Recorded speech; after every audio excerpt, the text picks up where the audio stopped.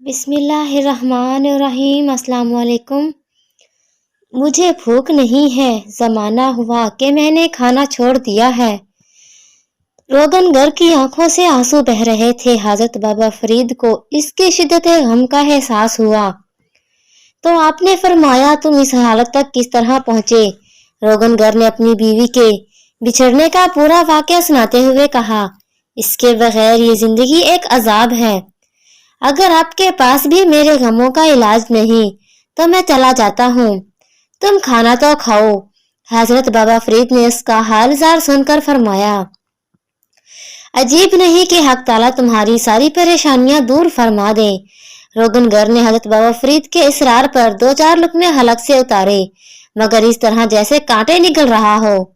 کھانے کے بعد اس نے وحشت زدہ لہجے میں پوچھا، اب میں کیا کروں، کہاں جاؤں؟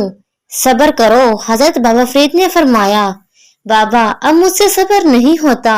روغن گر حضرت شیخ کے قدموں سے لپٹ کر رونے لگا، صبر تو تمہیں کرنا ہی پڑے گا۔ حضرت بابا فرید نے اسے تسلی دی، کچھ دن تک میرے پاس رہو۔ روغن گر کے پاس اس کے سوا کوئی چارہ نہیں تھا، مجبوراً خانقاہ کے ایک گوشے میں جا پڑا، مگر اس طرح کے ہر گھنٹے بعد حضرت بابا فرید کے پاس آتا اور فریاد کرتا کہ ابھی تک اس کی بیوی نہیں ملی۔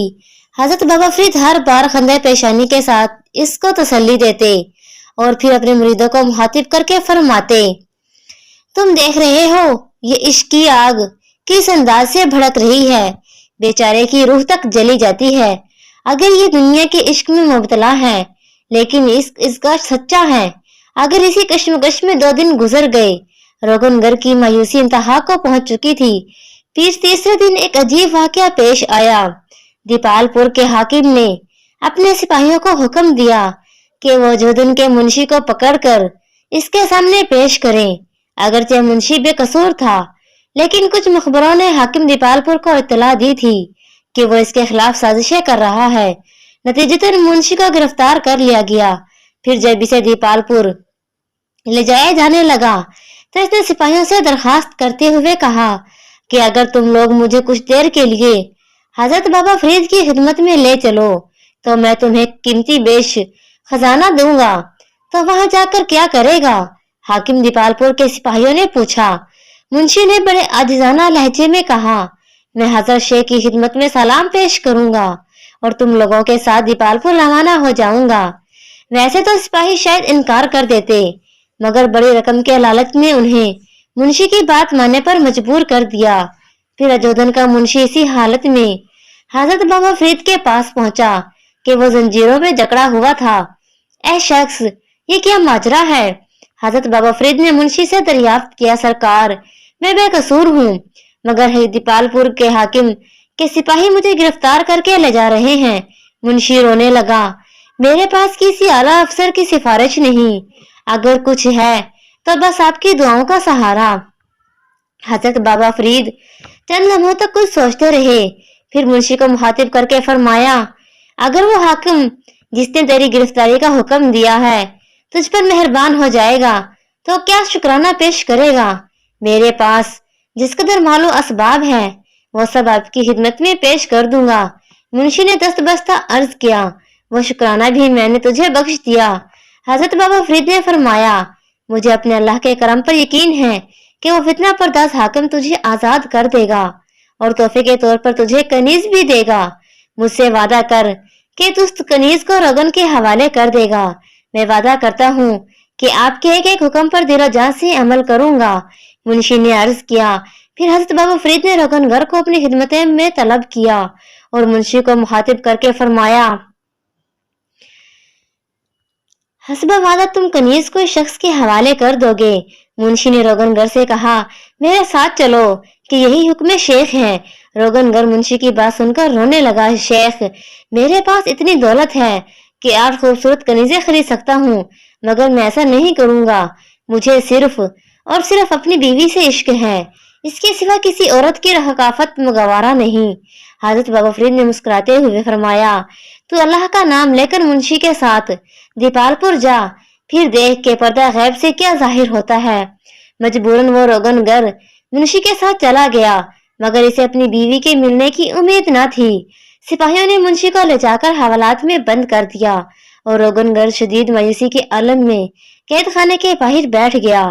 دوسرے دن منشی کو حاکم دیپال پور کے سامنے پیش کیا گیا۔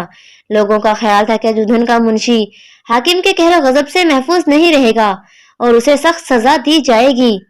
خود حاکم دیپال پور کا یہ حال تھا کہ وہ منشی کے آنے سے پہلے سخت پیچ و تاب کھا رہا تھا۔ پھر جیسے ہی منشی کو اس کے سامنے پیش کیا گیا، صورتحال یکسر بدل گئی۔ حاکم دیپال پور نے اسے قیدی کی طرف دیکھا اور بے اختیار کہنے لگا، تم سازشی نہیں ہو سکتے، یہ لوگ جھوٹ بولتے ہیں۔ پھر حاکم نے سپاہیوں کو حکم دیا کہ منشی کی جنزیریں کھول دی جائیں۔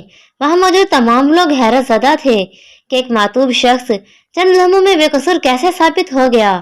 حاکم نے منشی کے لیے کرسی منگوائی اور اسے اپنے قریب بٹھایا۔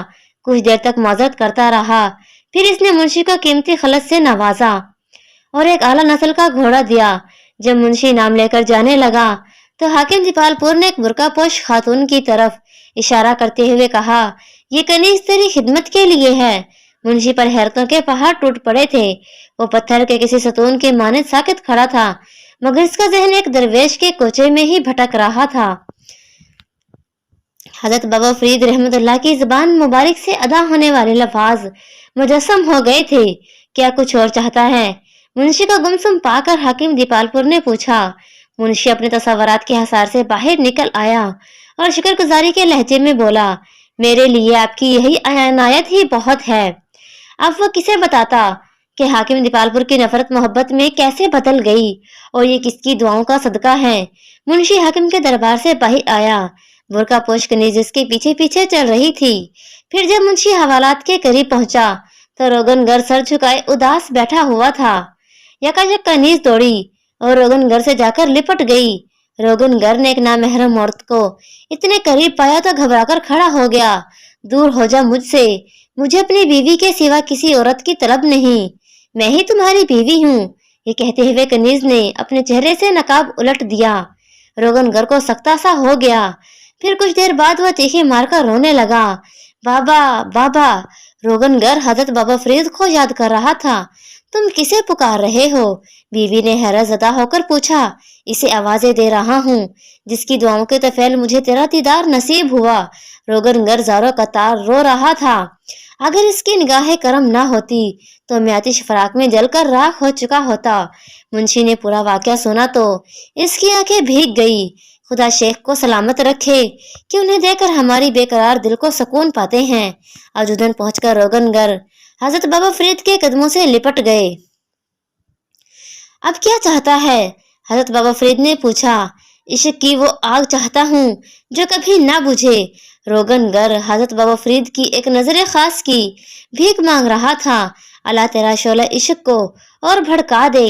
حضرت بابا فرید نے اسے دعا دی، پر وہ روگن گر حضرت بابا فرید کے حلقہ ارادت میں شامل ہو کر عشق مجازی سے عشق حقیقی تک پہنچا۔ حضرت نظام الدین اولیاء کی مجلس عوض آراستہ تھی۔ آپ الہام و خبر کے موضوع پر تقریر فرما رہے تھے۔ پھر جب درس ختم ہوا تو ایک مرید نے اپنی نشست سے کھڑے ہو کر عرض کیا، بہاؤالدین ذکریہ خالد کہا کرتا تھا کہ وہ حضرت بابا فرید کی خدمت میں حاضر ہوا، اسے شیخ العالم کے دیدار کا بہت شوق تھا۔ اس وقت حضرت بابا فرید دین مسعود گنج شکر اجودھن کی جامع مسجد میں تشریف فرما تھے۔ بہاؤالدین خالد نے آگے جانے کی بہت کوشش کی مگر لوگوں نے اسے راستہ نہیں دیا۔ مجبوراً وہ محراب کے سامنے بیٹھ گیا۔ محراب میں ایک شگاف تھا۔ اچانک بہاؤالدین ذکریہ خالد کی نظر کا کاغذ کے ایک ٹکڑے پر پڑی۔ اس نے وہ کاغذ اٹھا لیا، پر کاغذ واضح حروف میں عبارت تحریر تھی۔ خالد کو فرید کی طرف سے سلام پہنچنے پر یہ واقعہ سن کر دوسرے مرید نے حضرت نظام الدین اولیاء سے عرض کیا، کیا یہ کاغذ کوئی لکھتا ہے یا بارگاہ الہی سے آتا ہے؟